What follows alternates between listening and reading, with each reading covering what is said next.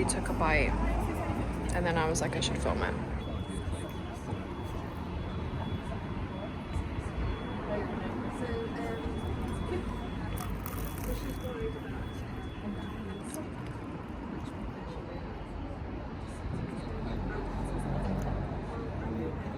Ozzy, are you ready to go for walkies?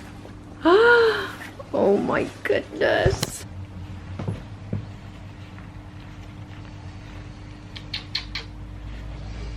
He's so cute. Look at him. He's ready for walkies. Good boy. He's so tiny. I don't know. Got up late. And then I had every intention of having a meal, but I went to this cafe and they were like, we've stopped serving. We just have pastries, so I had a pastry. We get a Domino's though, I feel like, because I haven't had a proper meal, that's not really like protein for me. Maybe a Chinese? What's wrong? Are you upset that I haven't eaten? Whoa. Just a bit silly. 3 meals a day. And all that. I know it. I'm not proud of it. I've just been a bit silly today. My brother's annoyed at me. It is episode 2 of locking in. I am studying for my exam next weekend. I have, well, I was gonna say exactly a week, but just under a week now. Today is Saturday and my online exam for one of the unis is next Saturday. I am studying stats and research methods. My parents have gone out for dinner this evening, so I am on dog duty, which is why I've moved down to the kitchen table to work. But yeah, I have 2 online multiple choice exams next Saturday. Me, like, just reading through stuff doesn't really help. I have to rewrite the notes, so I am gonna revise like some key concepts from stats and research methods. Like, I'm honestly, like, I've been putting it off for a reason, because I never enjoyed stats or research methods in uni. It was just something that I literally learned for my degree, and then as soon as those exams and stuff were over, I just completely forgot about stats and research methods. I am dreading it, but I'm gonna refresh my memory and make the notes. It's not an open book exam, so I can't take my notes or my textbooks with me to the exam. I also feel like you probably don't get enough time to be looking through notes in the exam. You get 45 minutes, multiple choice, so you probably don't get much time per question. What are you doing? What are you doing? Oh no, he wants to hump. No. No. That's not nice. Perfect. Isn't it, Ozzy?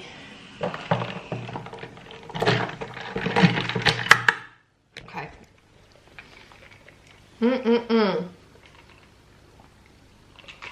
I swear, like, he gets bigger in every vlog. Look at him. Look at him. He's actually a bit taller now. Like, his legs have some length, but his head is still so tiny. Mwah. Mwah. Say hello. Mwah. Mummy daycare. Big sister daycare. Big sister general. He is fairly clingy, but I think it's also because mum and dad are out, so he's like, what is going on? Because he does spend the most time with my mum and dad. Didn't it? I have to revise. You can sit on the slippers behind me. So this is the work setup. We've got the Diet Coke, the laptop, the textbooks, and I have got a list of topics to revise for the exam. So I think what would be useful to look at is, first of all, they did send us an email, and in that email it gave us a link to do a practice exam.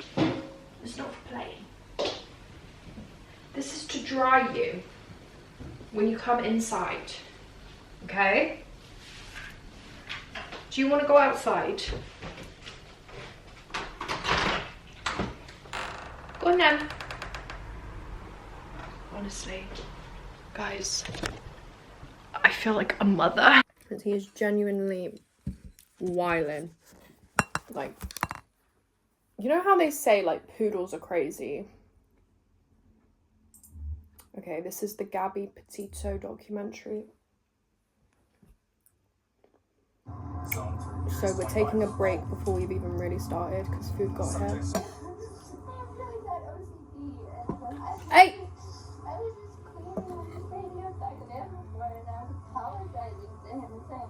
I'm sorry that I'm so mean. Sorry if I'm in a bad mood. I was really stressed. I had so much work. I was doing like a computer this morning. This story is so sad. So apparently this was big in 2021, the Gabby Petito case, but I don't remember hearing about it.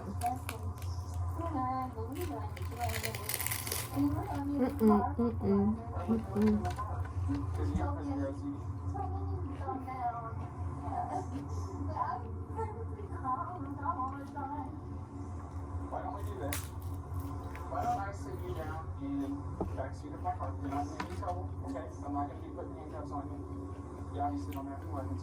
But since this documentary's been put on Netflix, I've looked into it, obviously. And it's so sad.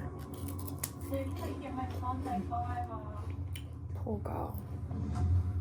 Parents of a missing woman from Long Island need help finding her. Gabby Petito was not in her throat for weeks. Petito disappeared while on a cross-country road trip with her fiancé Brian Laundrie. They were engaged as well. And men are so evil. I have an exam in 10 minutes. My research and situational judgment exam. And I've just been getting ready, not by revising.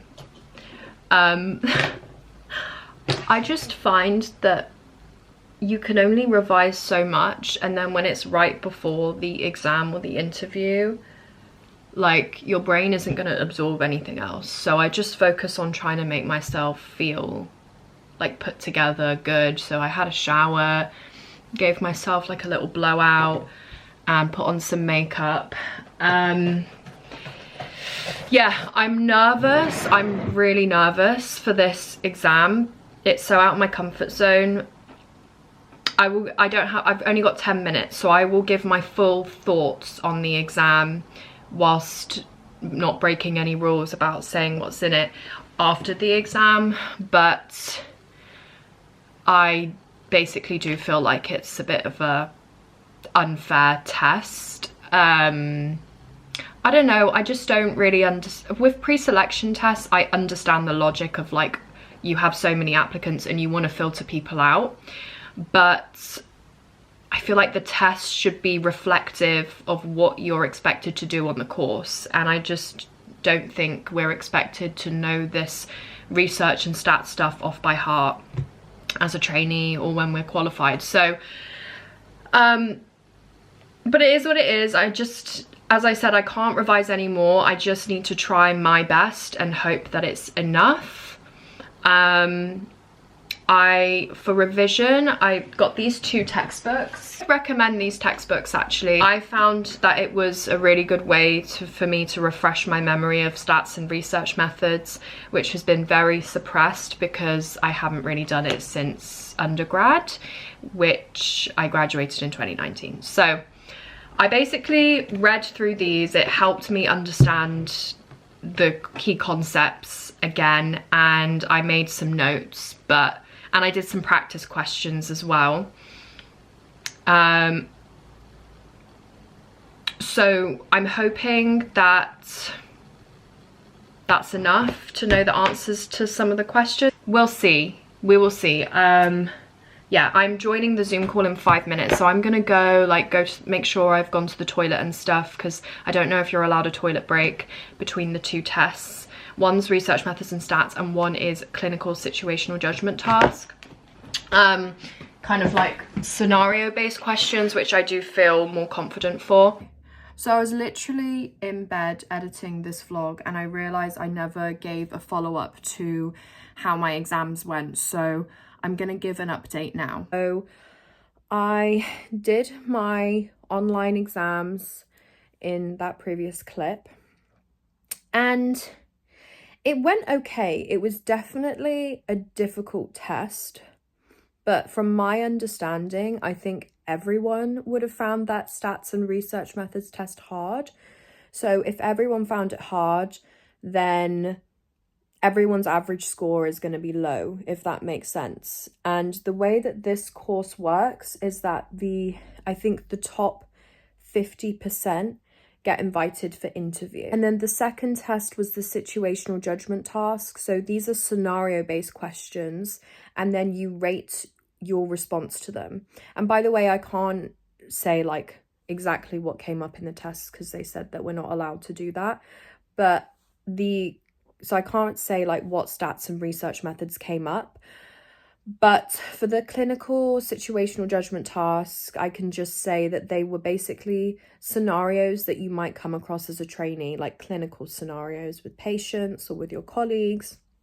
And then you had multiple choice options and you had to rank them from 1 to 5, 1 being like the most appropriate response to the situation, like what you're most likely to do, and then 5 being the least. But I remember the first like 5 scenarios, I'd accidentally ranked them the wrong way around. I don't know why. I thought 5 was like the best case scenario and 1 was like the worst thing to do.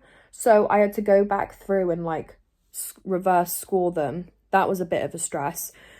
But yeah, all in all, I would like to say that those exams for that uni went okay. Fingers crossed.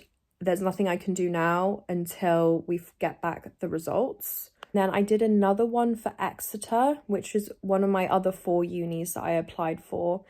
And that one was really strange. Like, it wasn't an exam because you couldn't revise for it. But it was kind of like, it was a questionnaire about like your values. It almost felt like a personality test. But yeah, with courses that have pre-selection tests, do give it some thought about whether you want to apply to unis that have pre-selection tests, and different unis have different kinds of pre-selection tests as well. So some unis do deductive reasoning tests, and I specifically avoided those because I don't have experience doing deductive reasoning tests, and I feel like I just wouldn't be good at that. Just think about whether you want to, because it has its pros and cons. For my first year applying last year, all 4 courses that I applied for had no pre-selection tests or exams, and that's what I wanted because it was my first time applying. Everything was new. It was more stressful. I'd never done it before. I just wanted the process to be as straightforward as I could make it, so I avoided it. But I think the advantage of applying to courses that have pre-selection tests is that it's kind of like, if you can ace the test, you can guarantee yourself an interview kind of thing, like that kind of mentality, because they're going to read so many amazing applications, personal statements, like the application forms that we all have to submit in November. They're going to read so many of those, and it's just, the pre-selection test is like something else that could rank you above somebody else, and then you get an interview. So in that sense, I think pre-selection tests can be strategic. If you know that you're good at a certain type of test, or you have experience doing deductive reasoning tests, and if you do, because you're like, it will, if I do well, I can get an interview, make sure you plan to revise. So last year when I applied, between November to March, I did not think about it. I was like, right, I'm just gonna put my feet up until I hear back about interviews. And because it was my first time, I was like, I might not even get any. But this year, it was only November, like the rest of November, because we submitted halfway through November, December and some of January, that I was like relaxing. And then like in January, I was like, right, I need to start revising stats and research methods. So just be prepared that if you do pre-selection tests, you kind of have to, you know, yeah, you are adding more stress because you need to start thinking about it earlier. In terms of looking after yourself during the process, I'm really not speaking as an expert on this because I have a lot to learn about looking after myself during stressful times. I'm definitely guilty of like all my self-care goes out the window when I'm under pressure, when there's a deadline, like, but if I learn anything from doing it last year, it's like the more organized you can be and the sooner you can start getting in your interview prep or your pre-selection test prep, the better, because you will have more balance and you won't be a shell of a human when the interviews come around. Like, I remember when I went to the Oxford interview last year, like, I'm not gonna lie, I did well to get on the reserve list for a place. So but I was frazzled in that interview. Like, my self-care was just out of the window. Like that since uni, like I just go hardcore. And in a way, I'm like, it's temporary, it's worth it. Like, but I also do think it can impact your performance in an interview. Like, if you've been looking after yourself as much as you can during the process, I think you just show up like your best self at the interview and that comes across. So I'm really trying to be more organized this time around. And I saw someone else share an idea on the Facebook group, and they were like, because the part of the process that's difficult is the rejection. Like, there can be rejection at every step of the way, and the odds are not in your favor. So it is likely that you could face some rejection in this process, and you might have to do it year after year. And that's difficult. So she was saying that every stage she gets to, she's like planned a reward for herself, regardless of the outcome, whether it's successful or unsuccessful.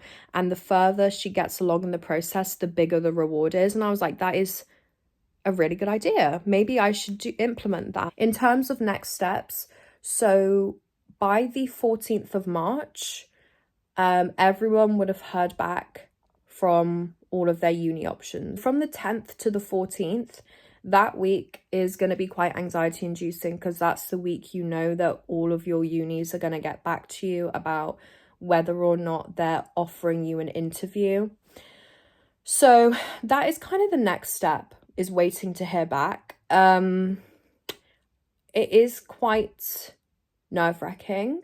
Like, I just want to know now, but that is when I will know by. And that week, I will be vlogging that week. I remember it last year, it was so anxiety inducing. Like, you don't know what day you're going to hear back from what uni, what time of day. You're refreshing your emails. Like, it is really, and then you have to go through it 4 times. It's like, what if you get 4 rejections? Like, and also what I wasn't prepared for last year was that they could offer you, they could put you on a reserve list for an interview. That is like even more anxiety inducing than them just not offering you an interview, because it's like, it's not a guarantee. It's like that uncertainty. Oh, this process is so hard. Like, I feel like it's unnecessarily stressful. Like, it could be made less anxiety inducing. Like, we all want to train to become clinical psychologists, but like, we're going to all have nervous breakdowns by the time we get there with this process, like, seriously. But yeah, I will be keeping you guys informed and vlogging that week that I find out. But yeah, that is my overall experience with the pre-selection tests and exams. I can't say too much about the content because we're technically not allowed, but I will say that think carefully about whether you want to apply for a course with a pre-selection test or not, because there are the pros and cons. And if you do, make sure you allow yourself the time. Like, know that you're going to have to switch your brain back in gear, back into the process sooner than if you don't choose any pre-selection tests. Thank you for watching this vlog. I will see you guys in the next one. Make sure you smash a thumbs up down below, subscribe down below if you haven't already, and I will see you guys in my next video.